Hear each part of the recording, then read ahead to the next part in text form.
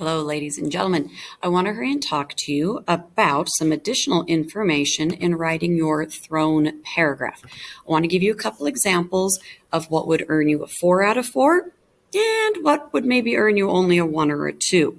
If I'm asking you to work on an assignment for me, I want to give you some good examples and some not so good examples because I want to show you what will help you get a better grade in my class and also what I want you to adjust in the rough draft you wrote yesterday to make it even better today when you start typing. So keep the Chromebooks closed, pay attention to this video. When I'm done, then you can open your Chromebooks and start typing. Yesterday, you watched a video where I reminded you that when I think of a paragraph, I think of a snowman. For me, that works.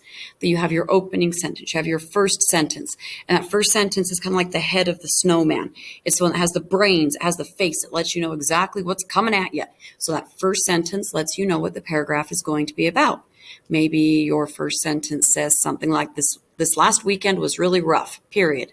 Then I know the rest of your paragraph is going to tell me about why the last weekend was bad. My grown-ups gave me my first name for a certain reason, period. I know I'm going to read why you have your first name. Maybe yesterday on your rough draft on the worksheet when you started typing, you wrote something like, if I had a throne, it would be perfect for me, period. If I were a Greek god or goddess, I know what my throne would be able to do, period. I wish I could suddenly become a Greek god because I would love a magical throne, period. Anything like that is a strong opening sentence. Then the following sentences are like the guts of the snowman, the middle, the body.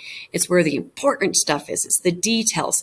That's where you give me the details of why your weekend was rough, or why your grown-ups gave you the name, or what your throne is able to do and why it's going to do that. So that is the center, the body of your paragraph. I call it the guts. And then you have your concluding sentence, your finishing sentence. It's the bottom, the butt of the snowman. It's what it sits on. It's the very ending. It ties it all together and it reminds me, these are the reasons my weekend was bad. Now you know where my first name came from. You understand now why my throne is perfect for me. Your final sentence. So beginning, middle, end. Let's take a look at this paragraph. You don't have to read it out loud, but please follow along as I read it. We're looking at it. You can see it's indented. Its first line is slid in a little bit. That looks good. Glancing over it, I see capitals. I see a question mark, an exclamation point, a period. I see capitals. That looks great. Now let's look at the words. If I were a Greek goddess, my throne would be perfect for me. It would be perfect for me because it would be mine. It would obviously be the very best. Do you think your throne would be better than mine? You're wrong. My throne would have all of the best items on it that would be just right for me. That is why my throne would be the greatest for me. What? Where are my details? Where are my reasons?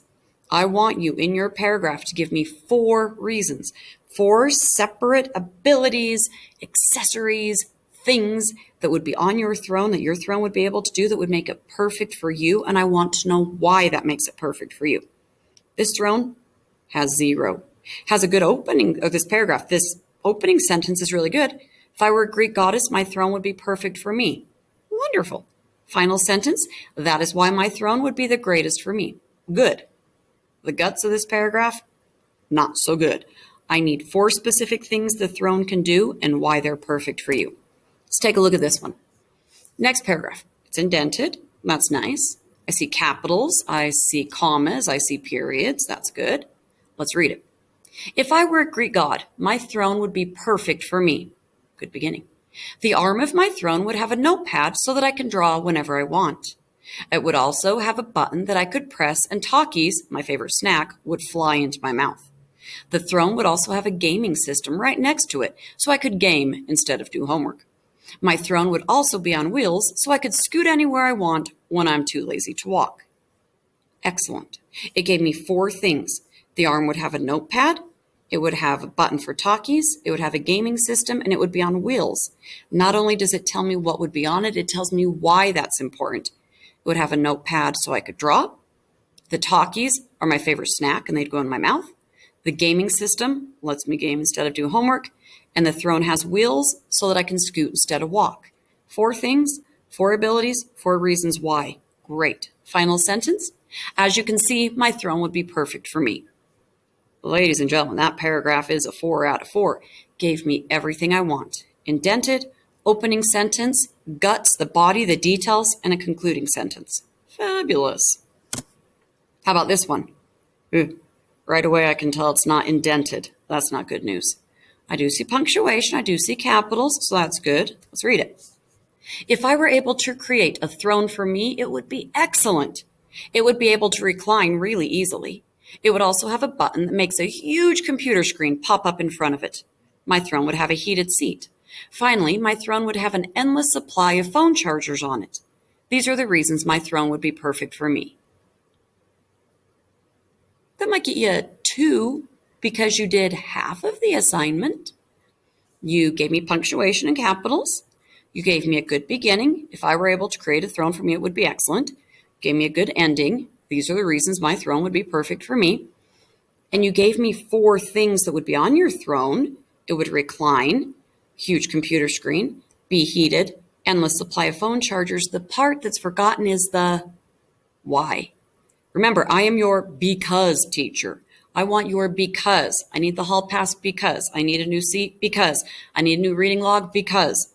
My throne would have a huge button with a computer screen because.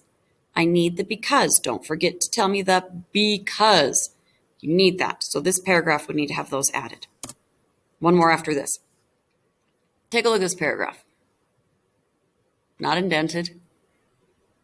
I hope you notice there are no capitals. Hope you notice there's no punctuation at all. If I had tried to read this. If I were a Greek goddess, I know exactly what my throne would be like. It would have a row of weights attached to the back, so I would never have an excuse not to exercise the throne. All this happened in the supply I've done for donuts because, I don't even have enough air to breathe. You've got to remember your punctuation, or else my brain is going to pass out when I'm trying to read your paragraphs. Remember, periods, commas, question marks, exclamation points, those tell the brain to take a break, take a breath, move on. So, after I made all the mistakes in this paragraph, I corrected it. This is the exact same paragraph. This time, though, it's indented. I hope you notice the punctuation, commas, periods, exclamation point, has capitals on the proper nouns. We talked about proper nouns. You better remember them. Specific, people, places, things. Let me read you this one now that it has punctuation marks. If I were a Greek goddess, I know exactly what my throne would be like. First, it would have a row of weights attached to the back of it, so I would never have an excuse not to exercise. The throne would also have an endless supply of done for donuts because they are my favorite treat and I could snack on them after I worked out. My throne would also have a button that lets me listen to podcasts whenever I want because listening to them helps me relax. The last special thing about my throne is that it would constantly be heated because I love to be warm. These aspects are what would make my throne perfect for me. That is my personal throne paragraph.